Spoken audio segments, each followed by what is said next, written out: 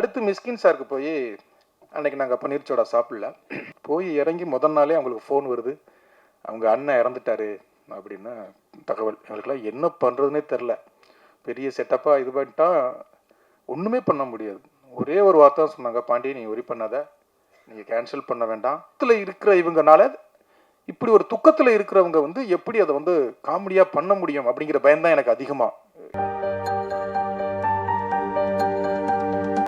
நிகழ்ச்சி நிறைவாக இந்த படத்தின் இயக்குனரும் தயாரிப்பாளர்களும் திரு பாண்டியராஜ் அவர்களை இருக்கிறேன். அதுக்கு முன்னாடி ஒரு நிமிஷம் இது 12வது படம் அவருக்கு. பசங்கள் ஆரம்பித்து இன்னைக்கு வரைக்கும் இது 12வது சினிமா. இதுக்கு முன்னாடி பண்ண தலைவன் தலைவி வந்து பிளாக் பஸ்டர் ஹிட்டு, பெரிய லாபம், பெரிய வெற்றி. ஆனால் அதுக்கப்புறம் தொடர்ந்து பெரிய ஹீரோஸோட டேட்டு அவருக்கு உடனே இருந்துச்சு. பெரிய ஹீரோஸ் ரெடியாக இருந்தாங்க. ஆனால் அவர் வந்து அதை தள்ளி பண்ணிவிட்டு நான் இந்த படத்தை பண்ணுவேன்னு சொன்னார். அது காரணம் இந்த கண்டென்ட்டு. நான் கூட கேட்டேன், தம்பி அந்த படத்தை பண்ணால் நமக்கு சம்பளம் அதிகமாக இருக்குமே, அதை பண்ண வேண்டியதானே, ஏன் இது இப்போ அது லேட்டாக பண்ணிக்கலாமான்னு. இல்லைனா இந்த கண்டென்ட் என்ன உறுத்துதுன்னாப்புல. ஏன்னா அது கிட்டத்தட்ட ஒரு 18 வருஷம் எழுதிட்டாப்புல புக்கா. எழுதினோன்னே அது மனசுக்குள்ளே முன்னாடி நிற்கிது, இதை என்ன எடுத்துருன்னு.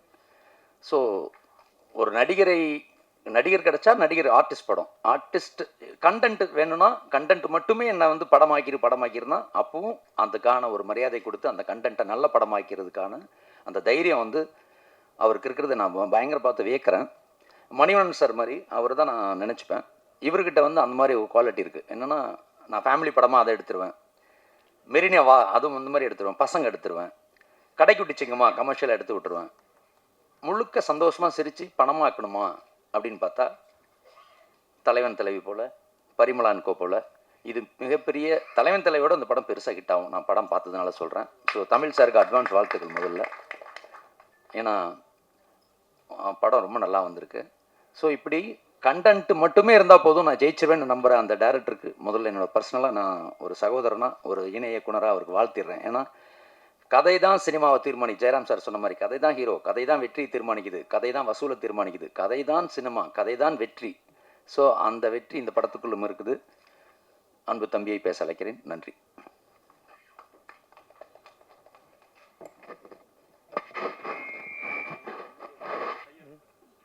எல்லாருக்கும் வணக்கம்.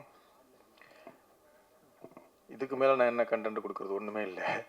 என் தலைவன் கொடுத்துட்டாரு. ஆக்சுவலாக வந்து 2-3 தடவை ப்ரெஸ் மீட்டு தள்ளி போச்சு. ஆக்சுவலாக 23 தான் நாங்கள் ப்ரெஸ் மீட்னு பிளான் பண்ணியிருந்தோம். அப்போ வந்து மிஸ்கின் சார் வந்து ஃபாரின் போகிறாரு. அதனால வந்து ஐயோ கண்டென்ட்டே ஃபாரின் போச்சுன்னா அப்புறம் என்ன கண்டென்ட் கொடுக்குதுன்னு தான் அவசரமாக அப்புறம் ஷிஃப்ட் பண்ணோம். இங்கே பன்னீர் சோடா குடித்தது பத்தாதுன்னா ஐயா போய் இப்போ ஃபாரினில் பன்னீர் சோடா குடிக்க போகிறார் போல்.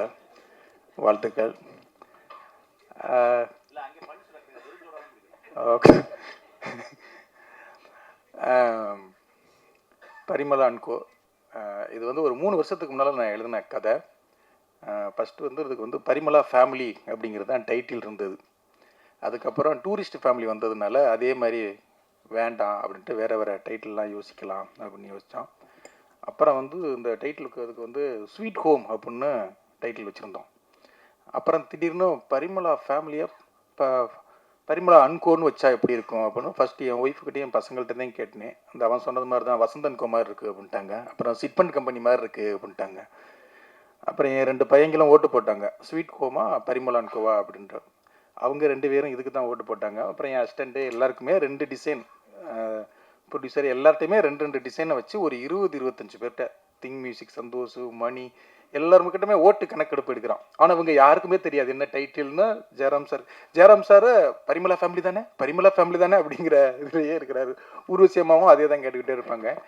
இந்த கதை வந்ததே அது ஒரு பெரிய கதை இருக்குது. 2 டிசைன் பண்ணி எல்லாத்தையும் காமிச்சு ஓகேவானு தான் பரிமளா & கோ. அதுக்கப்புறம் வசந்த் & கோலாம் கூட ஸ்பான்சர் கேட்கலாம், வசந்த் & கோ வழங்கும் பரிமளா & கோலாம் பிளான் பண்ணால். அப்புறம் எங்களுக்கு நல்ல ப்ரொடியூசர் கிடச்சதுனால சரி ஸ்பான்சர்லாம் வேண்டாம் அப்படின்ட்டு யார்ட்டையும் கேட்கல. உண்மையிலேயே ஜெகன் சொன்னது மாதிரி, ஜெகன்னா ரொம்ப நன்றிண்ணா, இப்படி ஒரு நிகழ்ச்சியை நீங்கள் பண்ணி கொடுத்ததுக்கு. பசங்க டூவில் இப்படி தான் அந்த மாதிரி ஷோக்கு வேறு ஒருத்தவங்களை ஆர்கனைஸ் பண்ணியிருந்தோம். அவங்க ஏதோ அர்ஜெண்ட்டாக வரல அப்படின்ட்டாங்க. அப்போ என் அசிஸ்டண்ட் அப்படி தான் ராஜவேல் நாகராஜன் சொல்லி நீ தொகுத்து வழங்கடா அப்படின்ட்டேன். அவன் அதுக்கப்புறம் பேசு தமிழா பேசுன்னு அவன் வேறு லெவலில் பேச ஆரம்பிச்சிட்டான். அந்த மாதிரி நீங்களும் சரி ஓகே, என்ன நம்ம கூடவே இருக்காங்க. அப்படியே ஏறலாம் அப்படின்னு தான். நல்லா இருந்ததுண்ணா, சூப்பராக இருந்தது. பெரிய ஹீரோக்கள் படம்லாம் வந்தது தலைவன் தலைவிக்கு அப்புறம். எல்லாருமே ரொம்ப ஆர்வமாக இருந்தாங்க. பேசும்போது அவங்கவுங்க ஒரு கம்பெனி சொன்னாங்க. எனக்கு வந்து என்னென்னா, அடுத்த படம் நான் வந்து தமிழ்குமரன் சாருக்கு தான் பண்ணணும் அப்படின்னு. ஏன்னா 7 வருஷத்துக்கு முன்னால் எனக்கு அட்வான்ஸ் கொடுத்தாரு. அந்த 7 வருஷத்தில் ஒரு தடவை கூட நான் உங்களுக்கு அட்வான்ஸ் கொடுத்தேனே, என்னாச்சு, அடுத்து பண்ணுறீங்களா, எதுவுமே கேட்காத ஒரு தயாரிப்பாளர். ஏன்னா அதுக்கப்புறம் என்கிட்ட அட்வான்ஸ் கொடுத்தவங்கலாம் திருப்பி வாங்கிட்டாங்க, அது படமாக ஆகலை. ஒரு வார்த்தையோட கேட்கவே இல்லை. தலைவன் தலைவிங்கும் போது நம்ம அடுத்து ஒன்று பண்ணிடலாமா அப்படின்னு கேட்டார். சரி, கேட்காத ஒரு மனிதர் கேட்டுட்டாரு அப்படின்ட்டு தான். அப்போ ஹீரோக்கெல்லாம் பேசும்போது தயாரிப்பாளர் வேறு இருக்கும்போது நான் சொன்னேன், சார் எனக்கு இந்த கதை ரொம்ப பிடிக்கும், ஜெயராம் சார் ஊர்வசி மேம் மாதிரி ஒரு கதை பண்ணுறீங்களா அப்படின்னு. கதையை கேட்ட உடனே ரொம்ப சிரிச்சாரு. எனக்கு அங்கேயே கான்ஃபிடென்ட் வந்துருச்சு. ஏன்னா அவர் வந்து ஜாலியாக இருப்பார், ஆனால் கதை சொல்லும்போது கொஞ்சம் சீரியஸ் ஆகிடுவார். இவரே சிரிக்கிறாருன்னா கண்டிப்பாக ஆடியன்ஸ் சிரிப்பாங்க அப்படின்னு எனக்கு பயங்கர கான்ஃபிடென்ட் வந்துருச்சு. அவ்வளோ சிரிச்சாரு. பாதி சிரிக்கும் போதே ஒரு ஃபோன் வருது, செம்மையாக கதை சொன்னார், செம்மையாக இருக்கிறத நான் பண்ண போகிறேன் அப்படின்னா. சீமான் நடிச்சார்னு நினைக்கிறேன் கதை கேட்டுக்கிட்டு இருக்கும்போது. சீமானனோட அரை மணி நேரம் அந்த கதையை சொல்லிக்கிட்டு இருக்கார் ஃபோனில். சரி, ஓகே, அடுத்து இதுதான் அப்படின்னு சொல்லி முடிவு பண்ணிச்சு.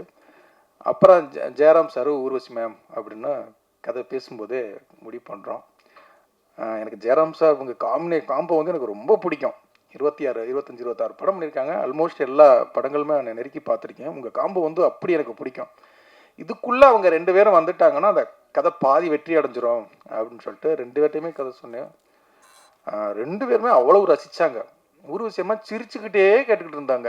சரி, அங்கேயும் ஒரு நம்பிக்கை வந்தது, ஓகே இது வந்து கண்டிப்பாக பிடிக்கும்னு. அவர் ஜெயராம் சாரும் வந்து அப்போவே சொன்னார், சார் சூப்பராக இருக்குது சார், இது வந்து கன்ஃபார்மாக ஹிட் ஆகும் சார் அப்படின்னாங்க. ஒரு 2 லெஜண்ட்ஸ் வந்து அதை ஜட்ஜ்மெண்ட் பண்ணும்போது நமக்கு இன்னும் ஒரு கான்ஃபிடென்ட் கிடைக்கும்ல. அப்போ ஓகே அப்படின்னு சொல்லியாச்சு. சார் ஆஃபீஸில் தான் வந்து சனாவுக்கு கதை சொன்னேன். அது ஒரு அசிஸ்டன்ட் டைரக்டர் வேறு இல்லை. அது கொஞ்சம் ஒரு 10 நிமிஷம் ஒரு அசிஸ்டன்ட் டைரக்டர் மாதிரியே கதை கேட்குது. கொஞ்சம் நான் வந்து கதை பயங்கரமாக கேட்பேன். மணி சார்ட்ட வேறு ஒர்க் பண்ணுதா, சரி மணி சார் மாதிரி ரொம்ப சாப்பிட்டா அப்படின்னா அப்புறம் ஒரு கட்டத்துக்கு மேலே அதனால கண்ட்ரோல் பண்ண முடியல. அது சிரிக்க ஆரம்பிச்சிருச்சு, பயங்கரமாக சிரிச்சு ரசிக்க ஆரம்பிச்சிருச்சு. அப்போ நமக்கு ஒரு கதை மேலே ஒரு பெரிய கான்ஃபிடென்ட் கிடச்சிருச்சு. ஓகே, இந்த படத்தை நம்ம பண்ணிடலாம் அப்படின்னு. அப்படி தான் இந்த படத்தை நாங்கள் வந்து கான்ஃபிடென்ட்டாக ஒரு தலைவன் தலைவி அவ்வளோ பெரிய ஹிட்டுக்கு அப்புறம் எனக்கு தெரிஞ்சு இவங்களுடைய நம்பிக்கை உண்மையாக தலைவன் தலைவியை விட பெருசாக ஓடும் அப்படின்னு நான் நம்புகிறோம். உண்மையிலே ஜெயராம் சார் ரொம்ப ரொம்ப ரொம்ப நன்றி சார். நீங்கள் வந்து அவ்வளவு சப்போர்ட்டாக டைமிங்லேருந்து அவ்வளோ ரொம்ப ரொம்ப நன்றி. ஊர்வசியம்மா அம்மான்னு தான் நாங்கள் கூப்பிடுவோம். உண்மையிலே நீங்கள் எங்களை கஷ்டப்படுத்தல, நாங்கள் தான் உங்களை கஷ்டப்படுத்திருக்கோம். அதில் திவ்யா உங்களை ரொம்ப ரொம்ப கஷ்டப்படுத்தியிருக்கு. எல்லாத்துக்கும் ரொம்ப ரொம்ப எதுக்கு தேங்க்ஸ் சொல்லணும்னா, பாலக்காட்டில் ஷூட்டிங் பண்ணிக்கிட்டு இருக்கோம். போய் இறங்கி முதல் நாளே அவங்களுக்கு ஃபோன் வருது, அவங்க அண்ணன் இறந்துட்டாரு அப்படின்னு தகவல். எங்களுக்கெல்லாம் என்ன பண்ணுறதுனே தெரில. பெரிய செட்டப்பாக இது பண்ணிட்டா ஒன்றுமே பண்ண முடியாது. ஒரே ஒரு வார்த்தை தான் சொன்னாங்க, பாண்டி நீ ஒரி பண்ணாத, நீங்கள் கேன்சல் பண்ண வேண்டாம், நான் போய் அந்த இதை முடிச்சுட்டு நான் மறுநாளே வந்துடுறேன் அப்படின்ட்டு மறுநாளே வந்தாங்க. எனக்கு என்ன இதுனா, இந்த சூழலில் பேசவே முடியாது. நீங்கள் வாங்கன்னு சொல்ல முடியாது, ஷூட்டிங் கண்டினியூ பண்ணி எதுவுமே சொல்ல முடியாது. ஆனால் இதில் நானும் ஒரு தயாரிப்பாளருங்கிறதுனால அவங்க அவ்வளவு இதுவாக போயிட்டு வந்தாங்க. அதில் பெரிய சவால் என்னன்னா, ஆனால் அந்த சீன் வந்து பயங்கர காமெடியாக இருக்கணும். அது ரொம்ப கஷ்டம். ஒரு சோகத்தில் இருக்கிற இவங்கனால இப்படி ஒரு துக்கத்தில் இருக்கிறவங்க வந்து எப்படி அதை வந்து காமெடியாக பண்ண முடியும் அப்படிங்கிற பயம்தான் எனக்கு அதிகமாக. இல்லை, நான் ஜெயராம் சார்ட்டெல்லாம் கேட்குறேன், எப்படி சார் அவங்க இந்த மனநிலையில் எப்படி சார் இந்த சீனை காமெடி பண்ண முடியும் அப்படின்னு. இல்லை அது பண்ணிவிடும், ஒன்று பண்ணும் பாருங்கன்னு ஜெயராம் சார் சொன்னாங்க. அது செகண்ட் ஹாஃப் ஸ்டார்டிங்கில் வரும், நீங்கள் படம் பார்க்கும்போது உங்களுக்கு தெரியும். பிரிச்சுட்டாங்க. உண்மையிலேயே ஒரு டைரக்டராக எங்களுக்கு அவ்வளவு ஒரு கட்டத்துக்கு மேலே போர் அடிக்க ஆரம்பிச்சிடும். படம் வந்து போர் அடிக்க ஆரம்பிச்சிடும். பார்த்து ஏன்னா எடிட்டிங், டப்பிங், மிக்சிங் எல்லாத்துலேயும் ஒரு கட்டத்துக்கு மேலே போர் அடிக்காட்டினாலும் ஒரு காமெடி சிரிப்பு வராது, த்ரில்லர் எல்லாமே அப்படியே இதுவாகிடுவோம், பிளாங்க் ஆகிடுவோம். ஆனால் அவங்க 2 பேருடைய காம்போ கடைசி வரைக்கும் இன்னைக்கு பார்க்கும்போதும் அதை அவங்களுடைய காமெடி அது என்ன ஆசைப்பட்டமோ அதை வந்து ரொம்ப பண்ணிட்டாங்க. அதே மாதிரி எங்களுடைய இந்த படத்தில் வந்து ஜெயராம் சார் கரெக்டாக 9 மணிக்கு வந்துடுவார். அம்மா வந்து கரெக்டாக 9:30க்கு வந்துடுவாங்க. ஆனால் நான் 7 மணிக்கு ஷார்ட் வைக்கிறாள். யார் எங்களுக்கு அப்படின்னா, எங்களுக்கு 3 அடிமை கிடச்சாங்க. 1 சாண்டி மாஸ்டர், 2 அந்த பொண்ணுங்க. 6:30க்கெல்லாம் வர வச்சு 3 பேரையும் வச்சு அடின்னு அடிக்கிறது. அந்த 3 பேருமே உண்மையிலே மாஸ்டர், சாண்டி மாஸ்டர், என் எனர்ஜிக்கு இது வரைக்கும் கிடைச்சதுலேயே சரியான ஆளுன்னா சாண்டி மாஸ்டர் தான். நான் என்ன ஓட்டம் ஓடுவேனோ அவர் எனக்கு மேலே ஓடுவார். அடே புட்டிடா ஒருத்தன் கிடச்சிட்டான்டா ஒரு அடிமை, உங்கள் கூட நிறைய படம் பண்ணுவீங்க மாஸ்டர்.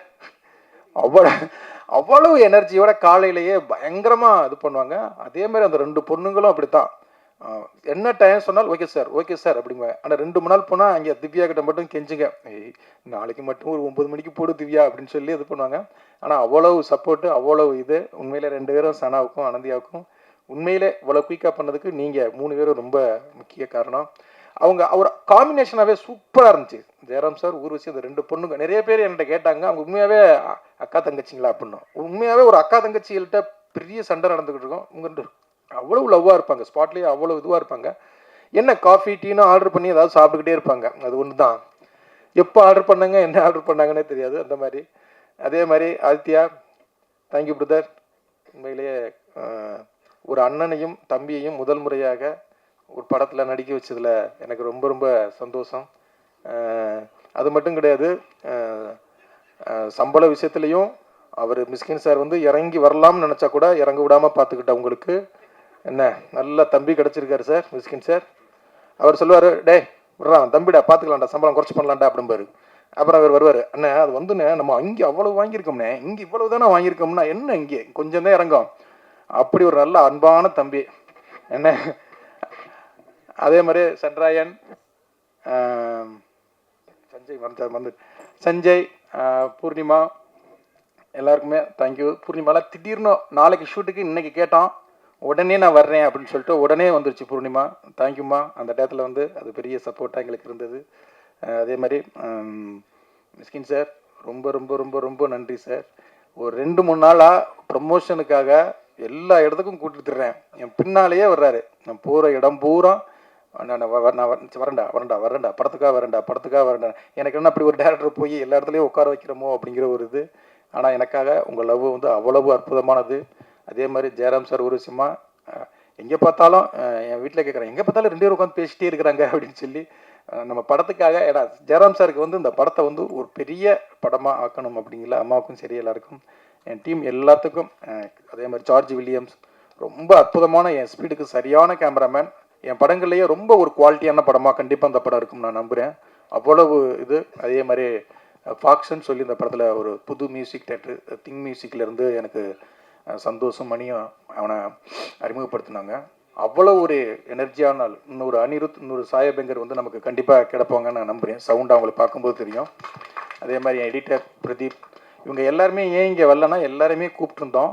எல்லாருமே எடிட்டர் வந்து ட்ரெய்லர் பண்ணிகிட்ருக்காப்புல, சார்ஜ் வந்து டிஐ பண்ணிகிட்ருக்காப்புல, அவன் ஆர்ஆர் பண்ணிகிட்ருக்கான். ஏன்னா அந்த லீவு முடிய போகுதுங்கிறதுனால இது ஃபேமிலி ஆடியன்ஸுக்கான ஒரு படம். அதனால் வந்து இந்த மாதம் எண்டுக்குள்ளே இந்த படத்தை சீக்கிரமாக கொண்டு வந்துடணும் அப்படிங்கிறதுக்காக அவசரமாக வேலை பார்த்ததுனால அவங்களாம் வரல. அவங்க எல்லாருடைய சார்பாகவும் இங்கே வந்த சுபாஸ்கரன் சார், லைக்கா ப்ரொடக்ஷனுக்குள்ளே வந்ததில் எனக்கு ரொம்ப ரொம்ப சந்தோஷம்.